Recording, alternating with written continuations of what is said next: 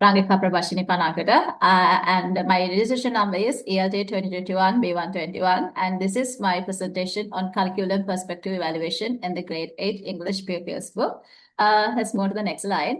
And please excuse me for not enlarging the slides because there's a kind of a connection issue, and this thing gets stuck if I try to enlarge this. Therefore, I will go with this way. So please excuse me for that.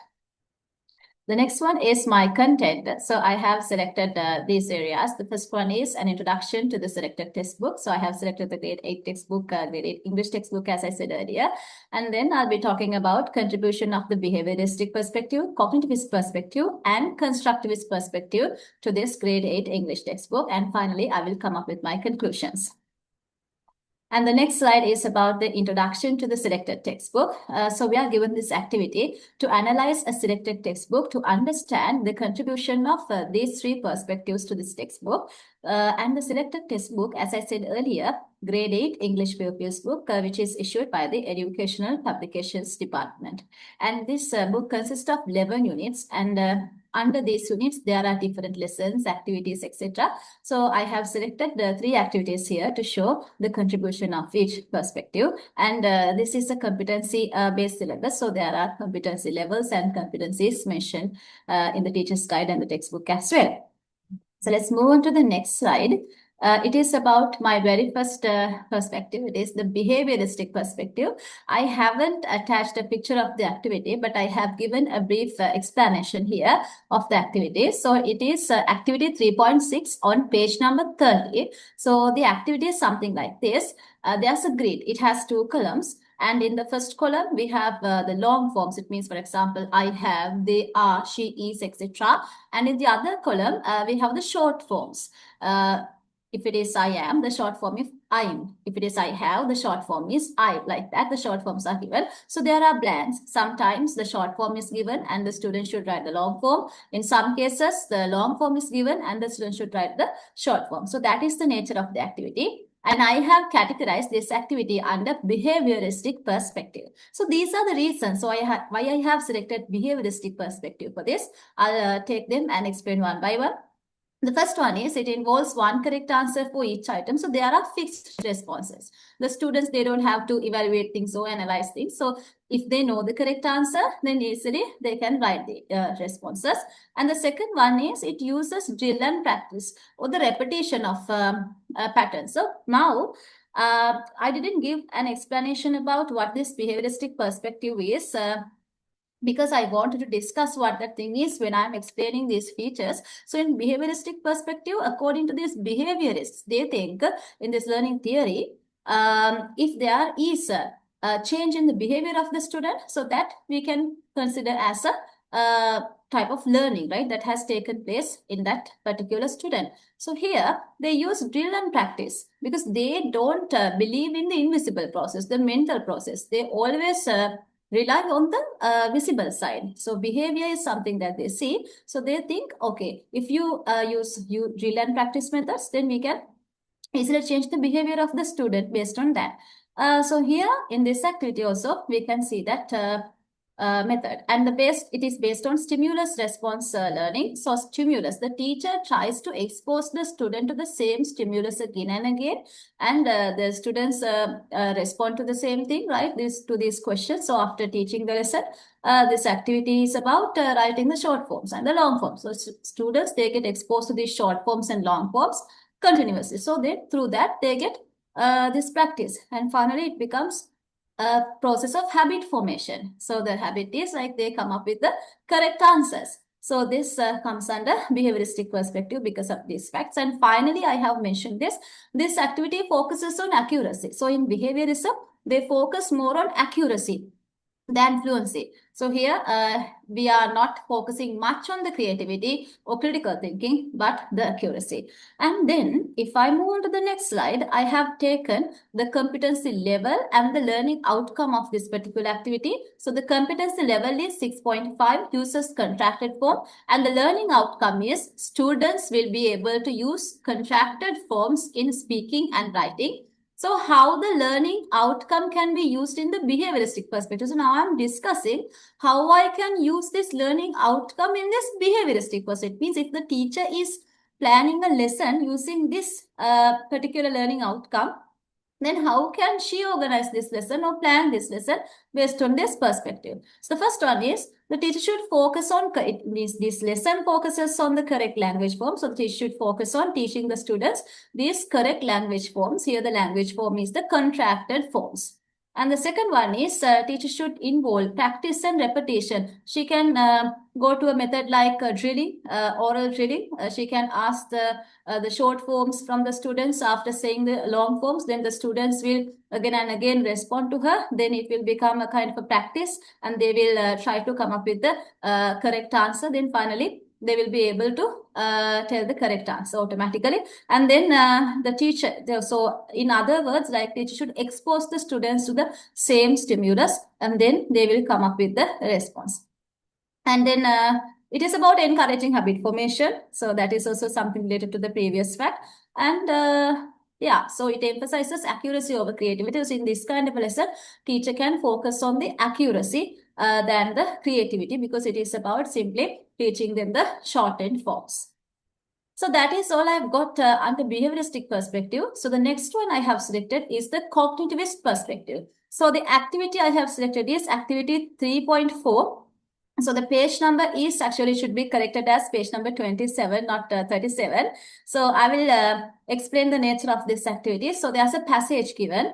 In that passage, there are two parts actually in the activity, part A and part B. So part A is about matching subheadings with each paragraph. So students should come up with the proper title for each paragraph in this passage. And part B consists of WH questions. Who, what, when, where, why, how. So these questions are organized based on the Bloom's taxonomy, levels of Bloom's taxonomy. So the student should provide the answers to these questions. So I have categorized this activity under cognitivist perspective. So these are the reasons. The first one is it focuses on understanding and processing meaning. Just by memorizing something, the student can't come up with the correct answer. First of all, in order to suggest titles for each paragraph in this passage, the student should be able to understand it first. So comprehension is needed. And the second one is it requires identifying main ideas. So without identifying the main idea, so it's about scanning and skimming. So identifying the main idea is more like skimming, and then the students in under the WH questions, the student should go for like scanning skills as well. And WH questions, they promote the interpretation and the comprehension at the same time.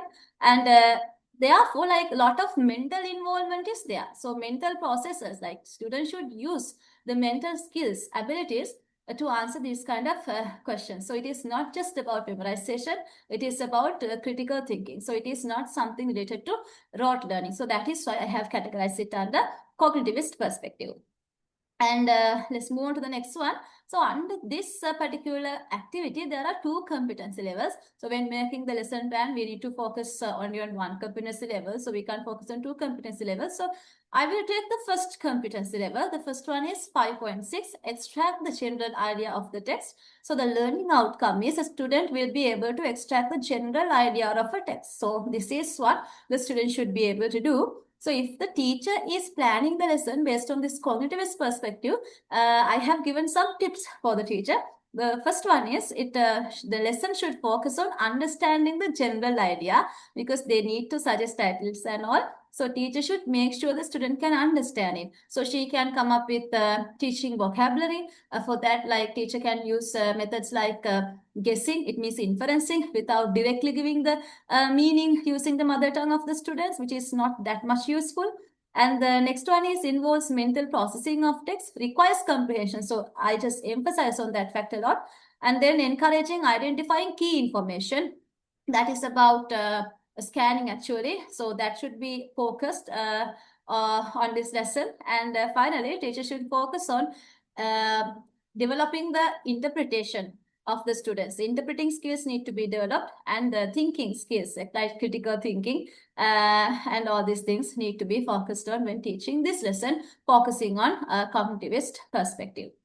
And the other competency level is transfers information into other forms. It is competency level 5.2. The learning outcome is the students will be able to read and transfer the needed information into other forms. So I have organized the lesson. I have shown how the teacher can teach the lesson using cognitivist perspective under this competency level as well. So the teacher should teach them how to understand and process information through this lesson, and it involves reading and interpreting the text. So it is not just about reading, but the students should be able to interpret the idea using their own words, and they should be able to transfer information into new forms. The teacher should focus on that as well when making the lesson plan, and developing thinking and organizing skills. So it is not just about thinking, but they should be able to understand the flow or the organization of the events given in this passage. So that should be focused at the same time when teaching this. And the most important thing is, it is not like teaching this lesson using the behavioristic perspective, because it focuses more on memorization, rote learning, drilling, etc. But here it is more into these mental activities. It should be taught in a meaningful way. The student should be able to understand the meaning. So that needs to be prioritized by the teacher. And the next one is the constructivist perspective. Here it is activity 8.8 on page number 93. This is a group activity. So what the students should do is, I'll just read it. Group speaking activity to improve oral communication skills. Students can choose the topic. They have given some topics, a famous place in Sri Lanka, tourist attraction, etc. And then the students should select a topic, and then they have to get into groups and share their ideas, and they have to speak about the selected topic. So why does it belong to constructivist perspective? So what is constructivism? So as I said, in cognitivism, they focus on the mental activities. This constructivism, it focuses on constructing knowledge. Students can construct their knowledge based on social experiences, etc. So here, this is a learner-centered one, because learners can select it, and the teacher's involvement is very less, not like in the behavioristic perspective. So the students can generate their knowledge. They are given the chance to do this as a group work. And so then they have to organize their ideas, and this is a collaborative work at the same time, and it is connected with their real life. As you see, the topics given a famous place in Sri Lanka, so they are connected with their real lives. So it is a very meaningful way of giving the opportunity for the students to construct knowledge. So that is why I have categorized this under constructivist perspective, so they can work with the other members and learn from them, and observe like the words that they use and listen to them. And through these experiences, the students are given the chance to learn. And the next one is my grid. So this comes under 8.3 competence level, describes objects, animals, people using simple sentences. I have given the learning outcome here. So even though the word describe it, the verb that they have used in this learning outcome is related to more related to, I think, behavioristic side. But anyhow, this is actually a kind of a lesson that can be used using the constructivist perspective, because there's one fact that I have not mentioned here. It is connected with their real life. Because if you look at these learning outcomes, the students will be able to describe pictures of village fair and markets, so classroom, cartoon pictures, playground. So all these things are related to the lives of students. So they have selected the areas that are connected to the lives of students. So this learning outcome is also connected, somewhat connected with this constructivist perspective. And then it encourages the active participation of the students, because they should be able to describe pictures, and they are the ones who construct their own sentences. So they have to generate their own knowledge. So it is connected with constructivist perspective. And these are the conclusions I have reached. So when I analyzed this book, I found that in this grade 8 English textbook, most of the activities, they come under behavioristic perspective. So that is dominant according to my viewpoint, because there are a lot of activities about like underlining and then fill in the blanks, matching activities, sort of activities are there. And then cognitivist approach is also there, like to a moderate extent it is also used. And my perspective is there should be more activities about these group works and pair works, discussions. If we can have more activities, we can let the students construct their knowledge, because communicative approach is like very much appreciated in the modern world. So if we can go for these kind of activities through communication, the students will be able to learn a lot. So I think if there are a lot more discussions and group works and pair works, etc., that would be beneficial for the students. And then we have drilling and memorization under behavioristic approach, and then under cognitivist approach, they have given some comprehension questions and all organized according to the levels of Bloom's taxonomy from simple to complex. And then under constructivist, they have given dialogues and role plays, right? So the student can act out and talk and then create their own dialogues. So those kind of activities are prioritized. And under cognitivist and constructivist perspective, I mean, when analyzing the activities that can be categorized under these two perspectives, what I would like to suggest is that it is better if the content can be Lankanized. So that Lankanized is a word that I came up in one of the research articles actually, because in this book, like there are some passages about birds, like, that live in the Pacific Ocean, and then various things. So I think apart from focusing on this is good, but apart from directly focusing on this kind of content, it is better if we can select something which is familiar to the students. I think it would be more comprehensible and better actually for the students to retain the information and to understand it, and they would prefer that kind of content as well. That is one of my suggestions. And then under constructivism, it consists of several components outside the student's range of experience, as I said earlier. Now, for example, sometimes like they have given examples like markets, right? How to use English with vendors in the market, but it is something which is impractical because in the Sri Lankan context, normally many have suggested this idea. The students, they don't go to the market and speak in English. Therefore, it is kind of less practical. So if we can go for like better practical areas, that would be better. So this is the reference I've used, is the link of the textbook. And that is all I've got for you today. And thank you very much.